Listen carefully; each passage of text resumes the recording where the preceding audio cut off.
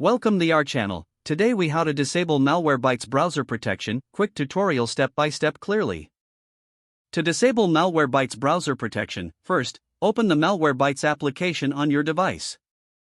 Once the application is open, look for the Settings tab in the left sidebar. Click on the Settings tab to access different options. In the Settings menu, navigate to the Security section. Look for Web Protection within the Security section. You will see a toggle switch for web protection. Click the toggle switch to turn off web protection. A confirmation prompt may appear asking if you want to disable this feature. If prompted, confirm that you wish to disable web protection. Now, return to the main dashboard of the Malwarebytes application.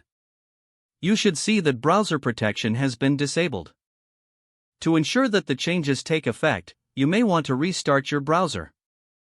Once the browser is restarted, check to see if the protection settings are disabled. You have now successfully disabled Malwarebytes browser protection.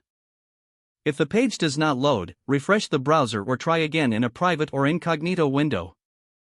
Make sure you are using the correct email address, then retype it carefully to avoid small typos. If your password is not accepted, use the reset option and create a new strong password you can remember. Check your spam folder for verification or security emails, then complete any requested confirmation steps. Enable two-factor authentication if available to improve account security and reduce unauthorized access risk. After signing in, review your profile details so your contact information and settings are accurate and current. If you see an error message, note it down and try again after restarting your device and internet connection. Log out when you finish, especially on shared devices, to keep your account and payment information secure. If the page does not load, refresh the browser or try again in a private or incognito window. Make sure you are using the correct email address, then retype it carefully to avoid small typos. If your password is not accepted, use the reset option and create a new strong password you can remember. Check your spam folder for verification or security emails, then complete any requested confirmation steps. Enable two-factor authentication if available to improve account security and reduce unauthorized access risk.